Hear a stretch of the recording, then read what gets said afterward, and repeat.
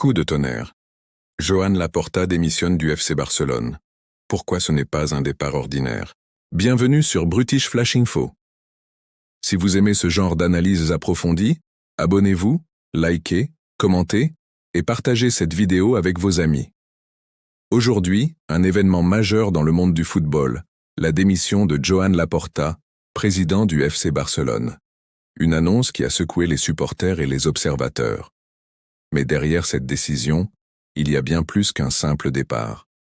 Voyons ensemble pourquoi cette démission n'est pas ordinaire. Joan Laporta est revenu à la tête du FC Barcelone en 2021, un club frappé par une crise financière profonde. Avec l'objectif de redresser les finances et reconstruire une équipe compétitive, il a dû relever de nombreux défis. En dépit d'une Liga remportée en 2023, le bilan de son mandat reste mitigé. Des échecs en Ligue des Champions, une gestion critiquée des transferts et des tensions internes ont marqué son passage à la présidence.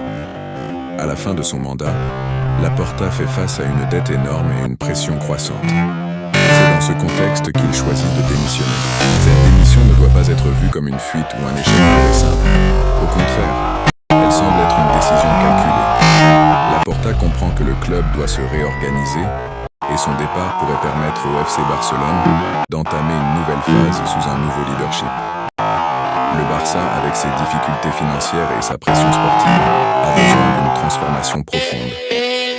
Laporta, en prenant cette décision, offre à son successeur une chance de repartir sur de nouvelles bases, de repenser le modèle économique et de se concentrer sur une gestion à long terme. Sous la présidence de Laporta, le club a connu plusieurs échecs importants, notamment en Ligue des Champions.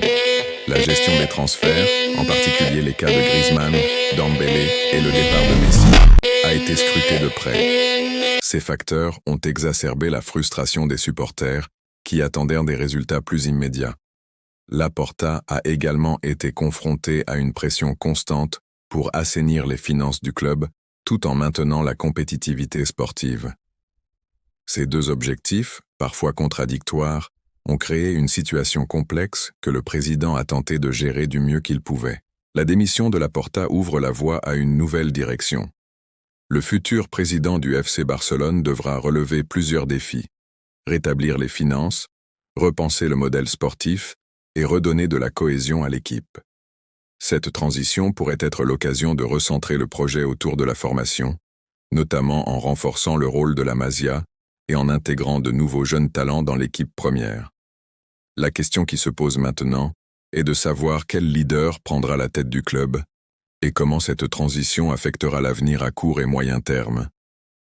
L'arrivée d'un nouveau président pourrait marquer un tournant décisif dans l'histoire récente du club. La démission de Laporta a provoqué une réaction mitigée parmi les supporters. Certains saluent son courage face à la complexité des défis qu'il a affrontés, tandis que d'autres estiment que son mandat n'a pas permis au club de retrouver sa grandeur. Le départ de Laporta intervient dans un moment clé, et les supporters espèrent que la transition sera bien gérée pour éviter de nouveaux échecs. La démission de Joan Laporta n'est pas seulement la fin d'un cycle, c'est un tournant stratégique pour le FC Barcelone. Si la pression sur le club reste élevée, cette décision pourrait offrir une chance de repartir sur des bases plus solides.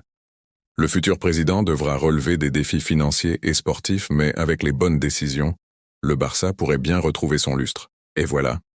N'oubliez pas de vous abonner à Brutish Flash Info pour suivre l'évolution de l'actualité footballistique et des grandes décisions qui façonnent l'avenir du FC Barcelone. Likez, commentez et partagez cette vidéo avec vos amis.